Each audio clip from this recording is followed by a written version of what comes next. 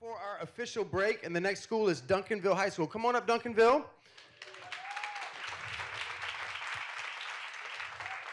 So as we give the judges time to kind of calibrate things, we're going to meet the folks from Duncanville, all right?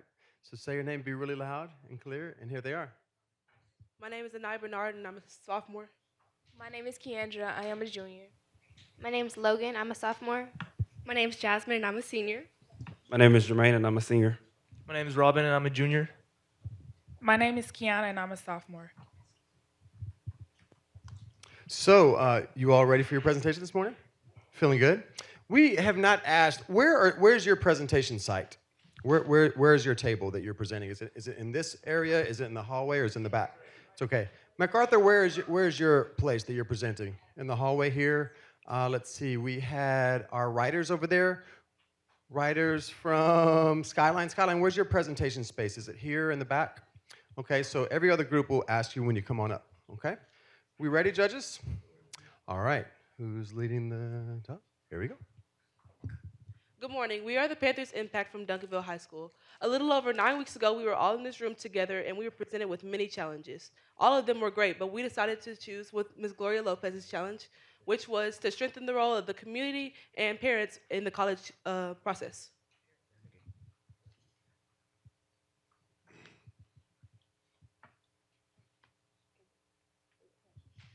As a team, we had to think outside the box. We met every Tuesday and Thursday during first, fifth, or sixth block, led by students with the help of our advisors, Mrs. Wilkerson and Ms. Brown.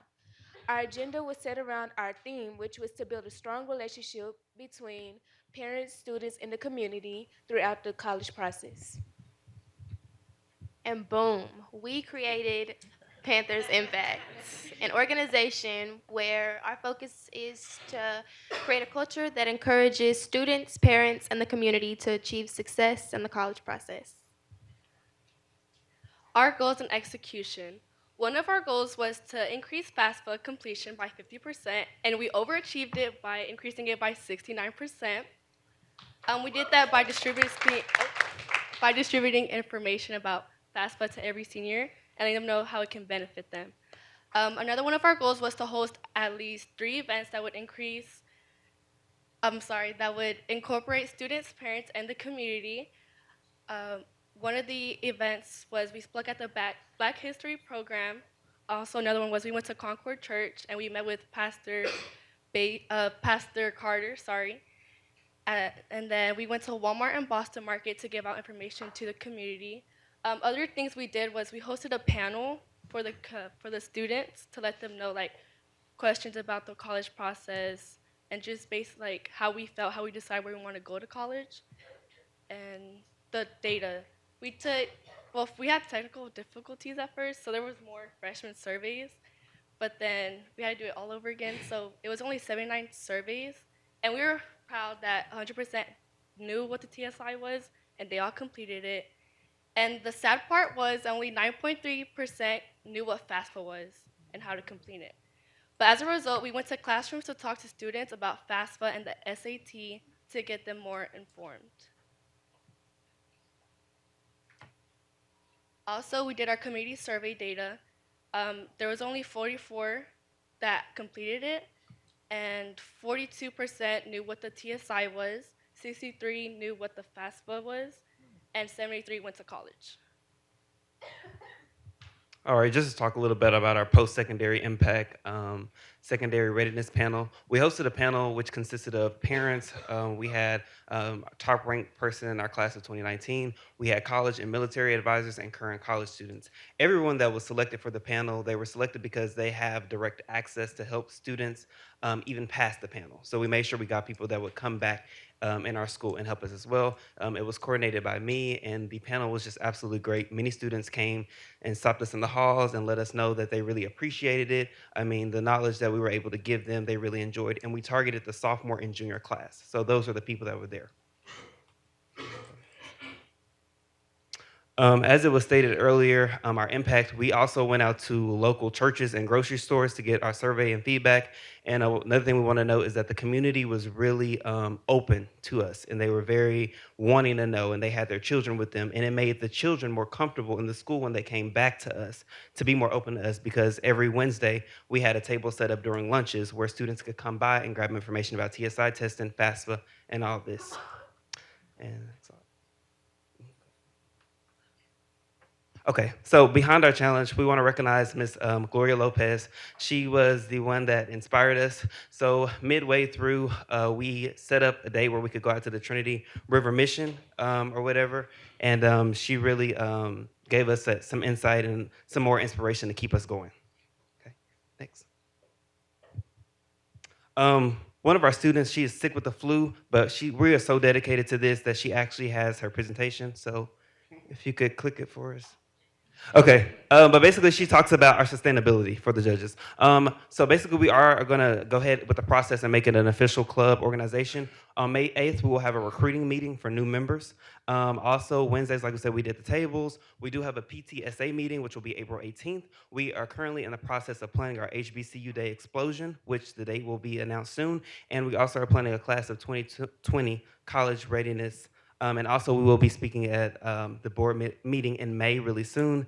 And we are making sure that Mrs. Lopez, we continue with you even after this, volunteering throughout the school year next year. Okay, and now it's time for our video, Mr. Phil. So before we play it, the video is mainly a brief image of all of our achievements, as well as some of the students and participants within the panel.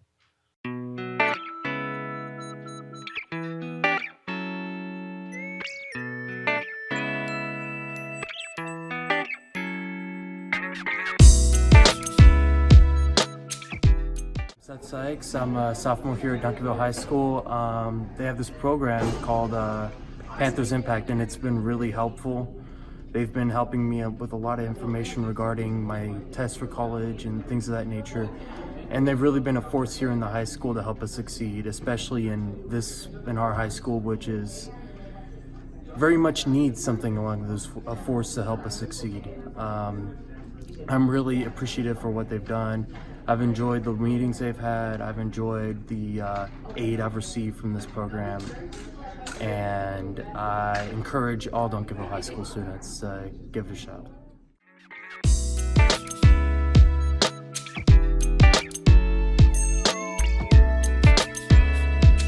Hi, I'm Tamika Wickfield, and I'm the aunt of Kiana Harris. It was a pleasure to be here and to review the panel with everyone.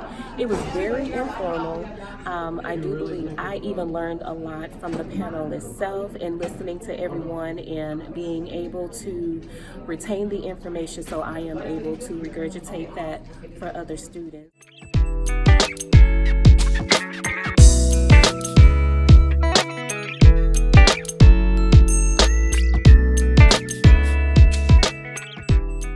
My name is Joy H. Henderson. I am a sophomore here at Duncanville High School. I visited the Panther table at lunch.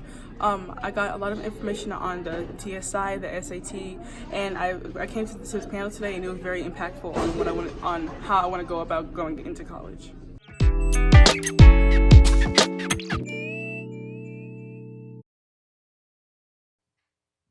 Could we please have our advisors come up? Ms. Brown and Ms. Wilkinson and Mr. Horton.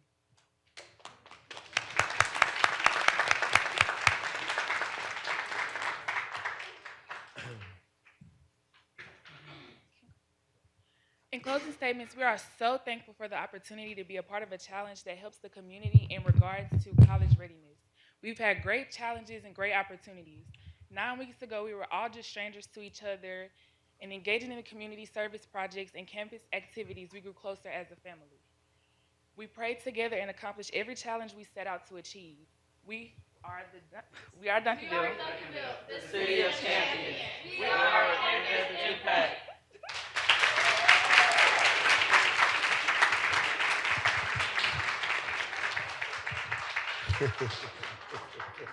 All right, so one more time for Duncanville. We're gonna have our questions about 3 minutes for questions. And remember, students, when you are being asked a question, to hold the microphone up as high as you can. The biggest reason why we have the microphones is so the cameras can record your audio. All right, so we can have this to share after it's over with, okay?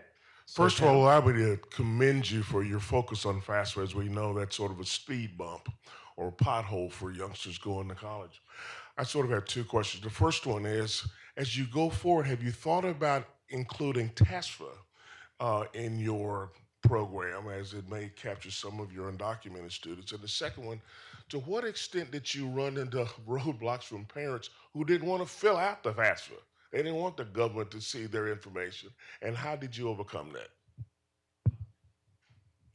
Yes, we understand that TASPA is a huge thing that needs to be implemented within our college process. Actually, we have a Go Center in our school, and they work personally with them. And we actually did have a student at the panel that asked about that, but that's a personal, kind of a personal thing with them that has to be handled with an actual advisor, counselor, because every situation with TASPA is different. So we do hope next year that we will have hopefully more things for them along the lines.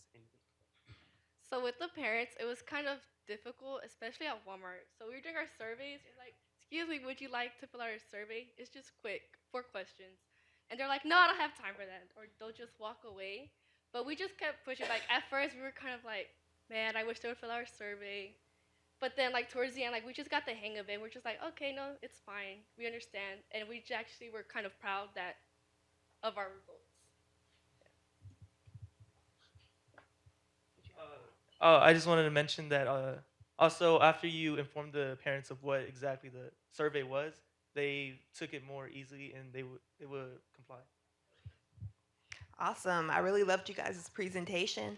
So I was wondering, you guys did a ton of things. So what do you feel like was like the most important, like the most impactful activity you did?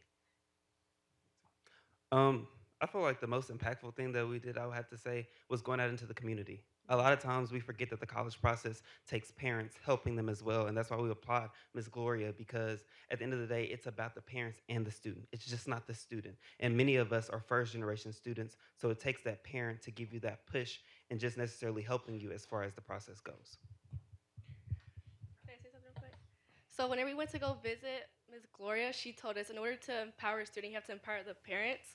So that, it honestly inspired me a lot, and that's why like we continue this. Like me, at first, I'm gonna be honest, in the beginning I was like, I don't really want to do this, but like towards the end, it was like, wow, like it's actually making a huge impact in the community, and it's just a great thing that we got to do. It's very good that you reached out to Trinity River Mission, and you know your school is becoming more and more diverse. You're almost what 45% Latino and African American. How do you plan to continue reaching out to the Latino community that's growing? It's going to get bigger, and it's going to continue to be more diverse. For those parents that are Spanish-speaking, those parents, as Michael said, are kind of afraid to fill out those documents. How do you plan to reach out, continue to reach out to that parent base? So while we were doing the parent surveys at Walmart, well, I speak Spanish. I'm Puerto Rican. So while we were there, there was a lady who only spoke Spanish, and like to me, it really helped her out because she didn't know about the promise pledge, how she can benefit from going, like her daughter filling out the information and stuff. So I told her in Spanish. So I feel like if we, for next year when we're recruiting, to involve or recruit people who speak Spanish, it would actually help, so they can translate and let like the Hispanic community know. I was gonna say, once the parents understand that this can help them and they get past the fear of it, it's easier for them to complete the forms. So that's what I would say. Okay. Last question. I think it's great that you're actually forming a club to carry on the work. Is your club right now just the members we see in front of us? Yes, ma'am. Okay, so going forward, what are the numbers that you think you need to have to really spread the impact? Of course, we're reaching out to, also noted, we didn't just reach out to, we just didn't do this with inside of us. We know that it takes a community base. So we reached out to Student Council, NHS, NTHS, and other organizations like that to see if their members would be interested in our panels, interested in doing our FAFSA as well, because we have a President's Council at our school, which has every presidents from every club and organization at our school in one big group chat. So we sent in our information to those group chats, and they expanded it to their members. And so we're just hoping once we have our big rush, which will be coming up in a few weeks with Ms. Wilkerson, that we can encourage other people from their clubs to come in and be a part of Panthers Impact. Let's hear it for Duncanville High School.